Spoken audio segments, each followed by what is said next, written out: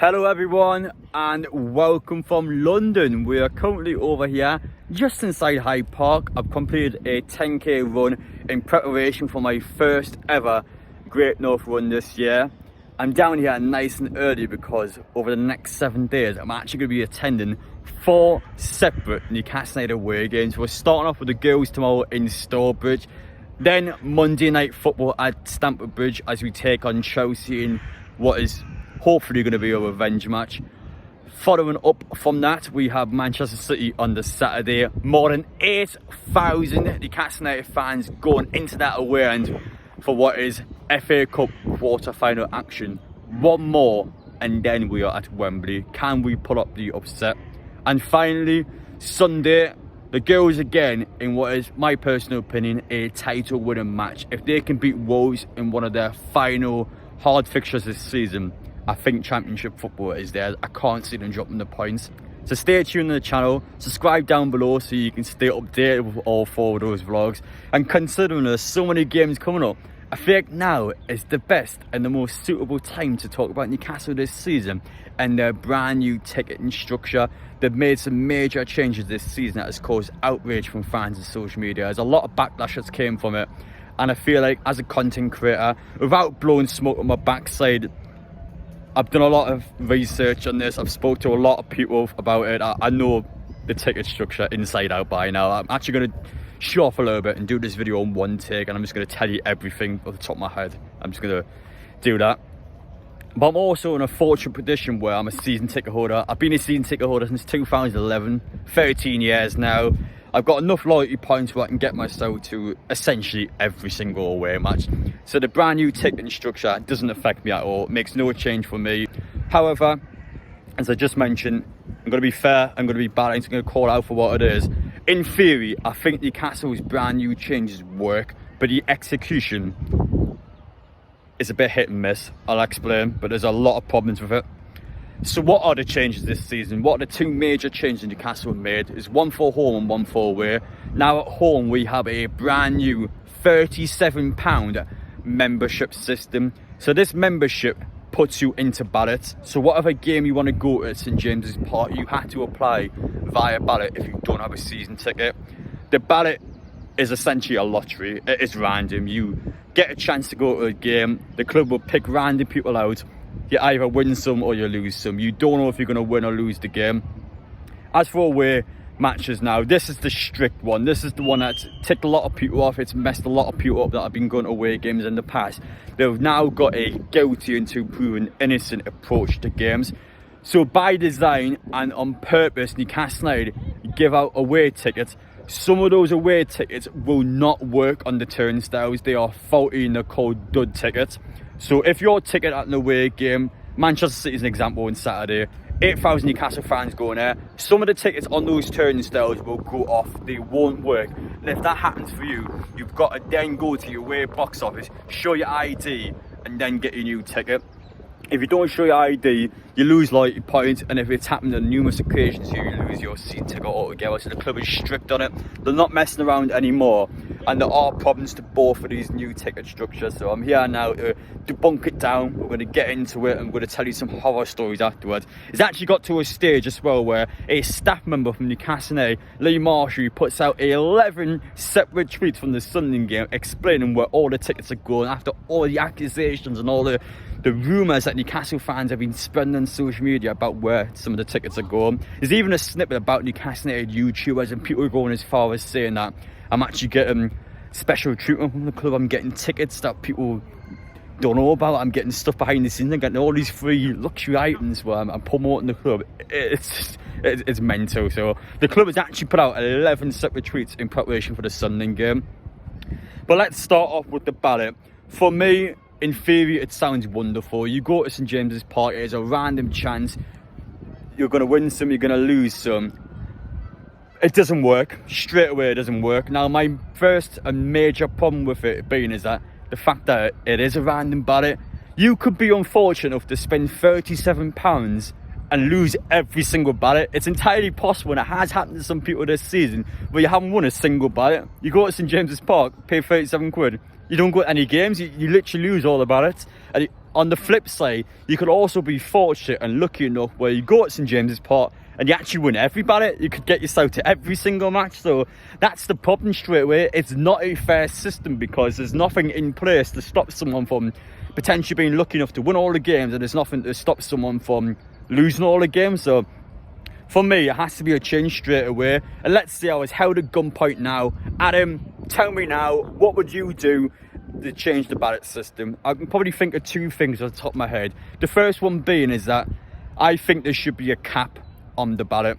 It's going to annoy and upset some people who have done quite well for themselves, but I think it should be capped in the sense that you should only be approved for a set amount of games in a season. It stops a few things from happening. So let's say it was capped at 9 or 10 games. Once you hit those 10 games, you've been successful in 10 matches, you can't go there anymore. It stops people spamming the ballot. So let's say now a fan can't go to a particular game, but he's going to enter the ballot anyway, so he can pass on his mail, or he can sell it on or do whatever. It stops spamming. So when people stop spamming, they start prioritising what games they want to go to. It means that people that want to go for those midweek games, or people that just want to go to any game, they can get in those ballots and have a higher chance of getting in. Secondly, it helps out with ticket touting. Now, ticket touting is a nightmare in Newcastle, and this is where I get quite upset because the club is somewhat misleading about it or giving out false information. Now, the club has claimed that every single ticket on reselling pages, you go and look online now at Newcastle tickets, every single one of them is false, they're fake, they don't work. It is factually incorrect. There has been numerous occasions this season where fans inside St James's Park are outright coming up to me, having a nice chat with them, and we get to a stage where I'm going, well, you're from America, you're from Denmark, you're from wherever. How have you been so lucky to get yourself a ticket, pal? Have you managed to get one on the ballot? No, Adam. What do you mean, no? I've actually gone on to such and such website, I bought a ticket for £200, I've got myself in straight away.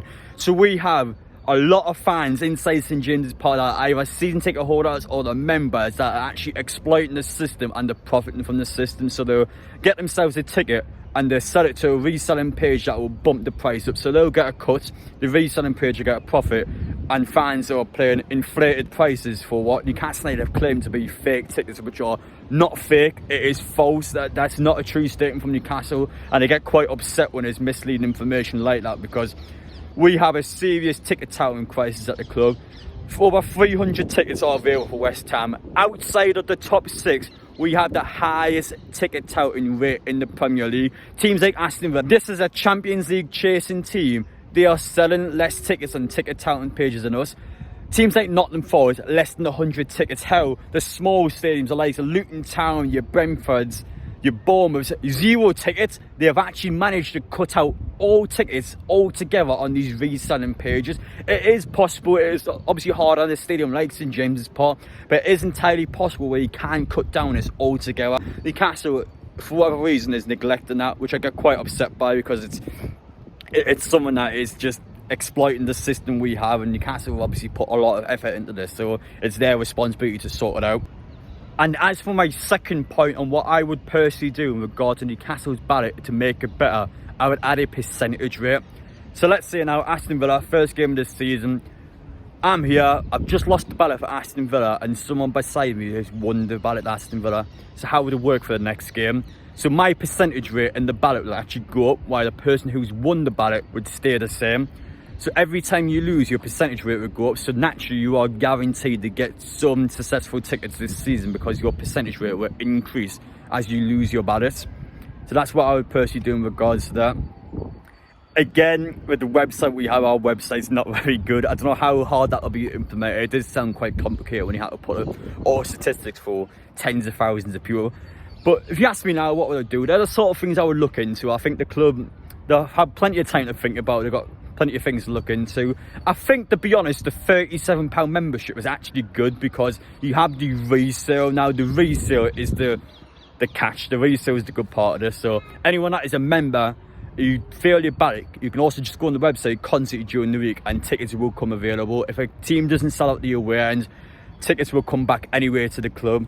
The resale, I've got a mate that uses it quite well. He can get his full family tickets to games. He goes on at the right time, he knows what he's doing, he gets tickets all the time. The resale page works. And as for the other perks that a member gets, some of the things are alright. Is 25% off inside the ground for up to 30 minutes for the game. Now, that bullet point is misleading because everyone inside the stadium gets that. So how that is a perk that's classed for members, I would never know. Everyone gets a season ticket holders, whatever it may be, everyone gets that luxury. So I don't know why that's classed as one. But your discounts, 25% off at St James's Park, you get 15% off Shiraz Bar during the week. Those are things that are handy, you know. You go in during the week, you go on a stadium tour maybe once a season. Those are sort of things where you will save a little bit of money on it. It's kind of worth it if you do those. You get some virtual events as well. There's been one with Shea Givens this season. Ryan Taylor, I think, has done one as well. So you go onto the website, you actually get a chance to potentially ask the club legend a question. Again, if I was to put any constructive criticism in, maybe try and get 1 or 2 in person during the season, which I think once the new fan zone has been put in, definitely something that I think the club will be looking at doing. So something that's on the right track. And I actually think the £37 membership works if you use the real sale ticket properly. If you actually go to Shiraz Bar potentially and get yourself some discounts, it is worth it if you sort it out to your advantage, is what I will say about that. One final point that I would like to make actually about the ballot before we get into the away system. I'm sorry how long it's taken, I've got a lot I want to get off my chest. If you go into the box office, I think Newcastle fans that have been going around telling me, the club has said themselves, for anyone entering the ballot, you have a 33% chance of actually being successful in the ballot. So I've decided to do my own maths on it. I've decided to do some research on my own, put a little question out on Twitter. Anyone that is a member, how many games have you actually won in a ballot this season? Now, take this with a pinch of salt because I got around 200 replies.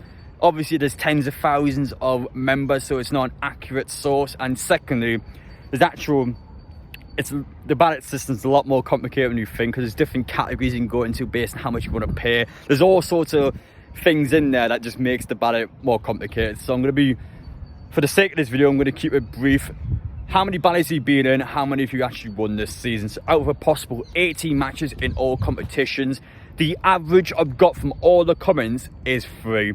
3 out of 18. So compared to the 33% has been claimed inside the box office, that is just a measly 16.6%. It's actually half of what they've said, which is quite a shocking statistic based on my own research done there. But again, that might not be an accurate source, but go on my Twitter yourself, go on that post and just have a look for all the different details, because there's quite a few good comments in there. People talk about their own personal experiences, what categories they went into. For any of you guys with memberships, have a little read there, and I think it should probably help you out.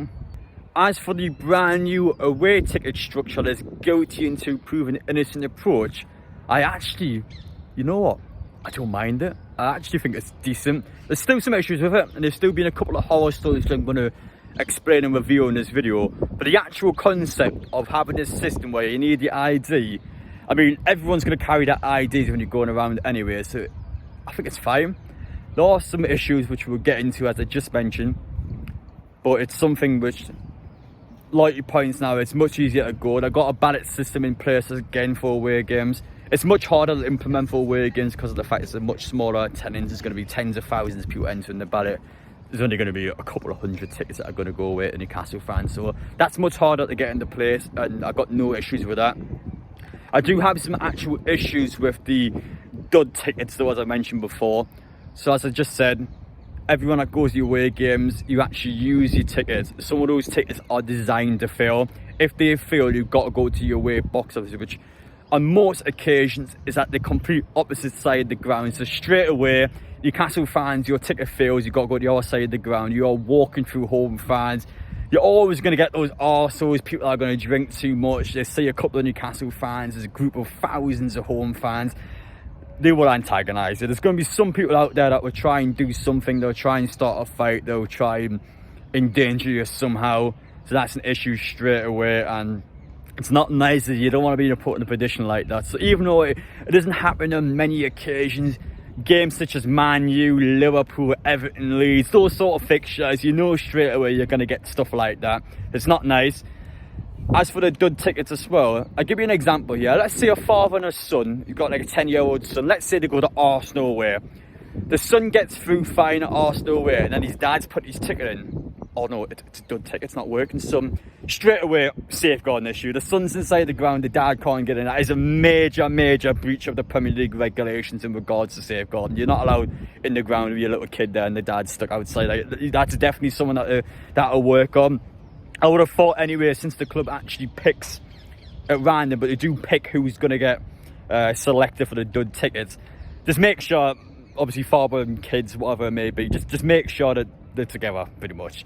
But again, I have heard a couple of stories, but that's actually happened this season. So yeah, massive breach. So you want to watch doing that.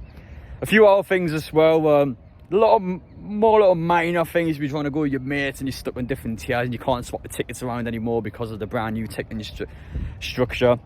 Is one I didn't mention before for home games, but it's a bit upsetting for some people. But again, it's not something that I would criticise the club for. But let's say you have a deceased ancestor. So you went to the game with your dad, you went to the game with your granddad, and they passed away.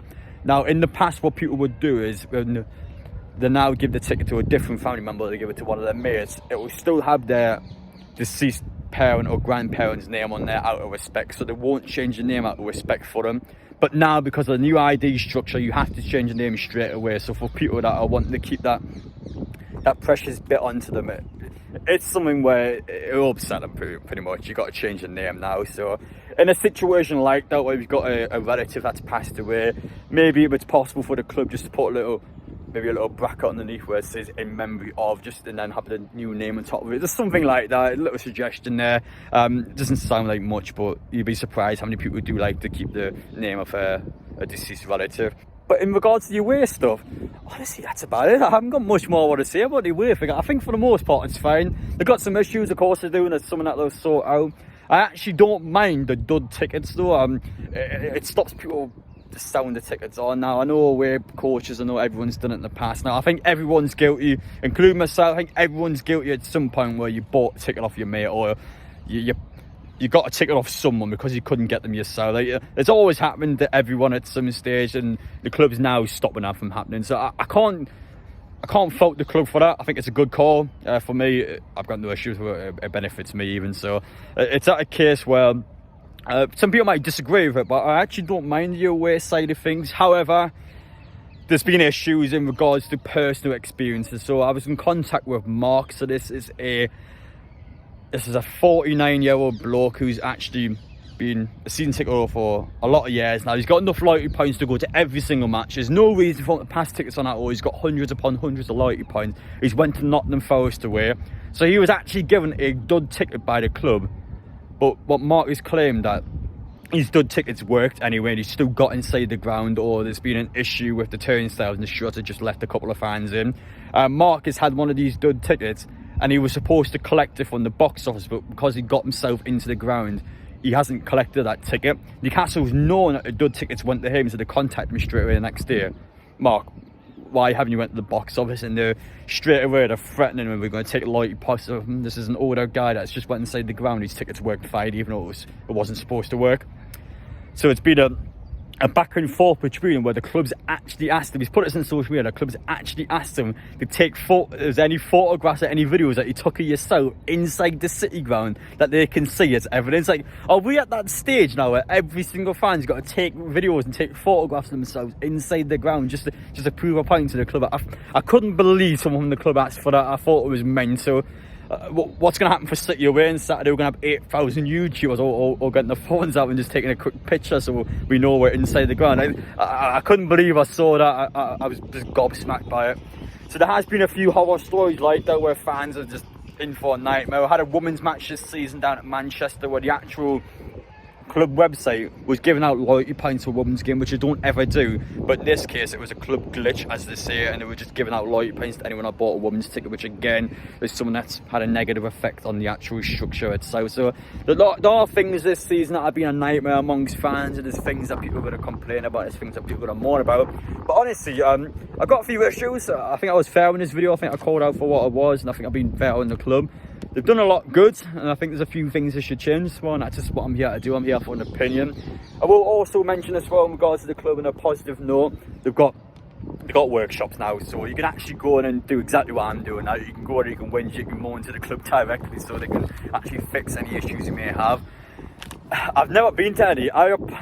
Here's the funny part, yeah. I got asked in an email, would I like to attend a ballot workshop?